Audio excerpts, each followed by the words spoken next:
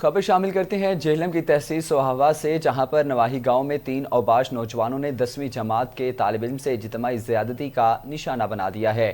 मुल्ज़िमान को गिरफ्तार करके मुकदमा भी दर्ज कर लिया गया। सोहावा के इलाके के नवाही गांव में कदलोट के रहायशी मोहम्मद ज़मीर, मोहम्मद वक्कास और मोहम्मद सरफराज ने 10वीं जमात के तालिब इल्म को ज़बरदस्ती मोटरसाइकिल पर बिठा कर पहाड़ों में ले गए, जहाँ वहाँ पर मुल्ज़िमान ने इज्तिमाई ज़्यादती की और साथ वीडियो भी बनाते रहे। ज़्यादती के बाद भी मुतअद्दिद बार ब्लैकमेल करने की भी कोशिश की, जबकि पुलिस ने मुकदमा दर्ज करके तीनों मुल्ज़िमान को गिरफ्तार कर लिया है और पुलिस ने मज़ीद तफ्तीश का आगाज़ कर लिया है।